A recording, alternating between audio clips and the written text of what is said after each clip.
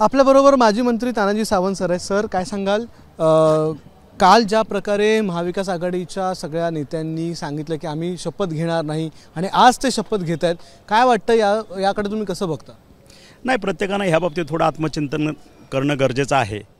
कारण ज्यावेळेस आम्ही उठाव केला होता 2022ला आम्ही सत्तांतर केलं, त्यावेळेस सुप्रीम कोर्टानं सुद्धा काही निर्णय दिले, त्या निर्णयाशी ते सहमत नव्हते आणि त्यावेळेस घोषित केलं होतं की त्याने आम्ही जनतेच्या दरबारात जाऊन आम्ही त्यांचा कौल घेऊ आणि त्यावेळेस तुम्हाला समजेल नेमकं काय आहे ते। आता जनतेनं कौलही दिला, जनतेनं महायुतीला भरभरून मतदान केलं, त्यांचे लोकप्रतिनिधी भरभरून या सभागृहात पाठवले आणि महाविकास आघाडीला त्यांच्यावरती अविश्वास दाखल केला। आता जनतेनं दिलेला कौल तर त्यांनी स्वीकारणं गरजेचं आहे, हे माझं मत आहे। आज मार्केटवाडीमध्ये सगळे महाविकास आघाडीचे नेते जातात, शरद पवार स्वतः पोहोचलेले आहेत आणि त्या ठिकाणी बॅलेटवर निवडणुका घ्या किंवा त्या ठिकाणी बॅलेटवरची निवडणुका जी आयोजित केली होती त्याच्या विरोधात शासनाने जे गुन्हे दाखल केले त्याच्या विरोधात आंदोलन केलं जात आहे। कसं बघता, याकडे बॅलेट पेपरच्या निवडणुकांची मागणी होती, ईव्हीएमला विरोध करत आहेत? नाही, हे भारत देश किंवा महाराष्ट्र असेल, हे डॉक्टर बाबासाहेब आंबेडकरांनी यांनी लिहिलेल्या घटनेप्रमाणे चालत आलेलं आहे, चालणार आहे आणि चालत राहणार आहे। त्याच्यामुळं कुठंतरी घटनेच्या विरोधात काहीतरी करणं सुप्रीम कोर्टानं सुद्धा हे फेटाळलेलं आहे। त्याच्यामुळं सुप्रीम कोर्टानं एकदा सर्वोच्च ज्यांचा अधिकार आहे त्यांनी फेटाळल्यानंतर मला वाटतं त्यांनी आता अशा पद्धतीचा आततायी करणं योग्य नाही। त्यांनी जो जनतेनं, महाराष्ट्रातल्या 14 कोटी जनतेनं जो मॅन्डेट दिलेला आहे ते त्यांनी अगदी जनतेच्या मताचा स्वीकार करणं अपेक्षित आहे।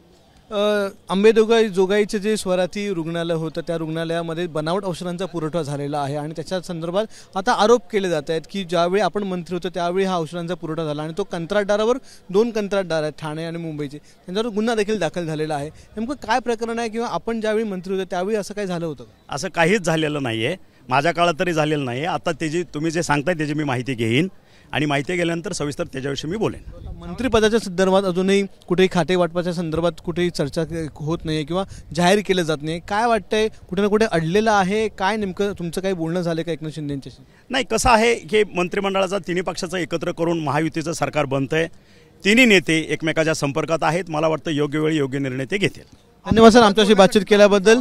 तर तानाजी सावंत आपल्याबरोबर होते आणि आता पुन्हा एकदा त्यांना मंत्रिपदाची माळ त्यांच्या गळ्यात पडणार का हा प्रश्न आहे, मात्र लवकरात लवकर ते सॉर्ट व्हावं, मंत्रिपद जे आहे ते वाटप व्हावं अशी मागणी ही त्यांची सध्या आपल्याला दिसायला मिळते।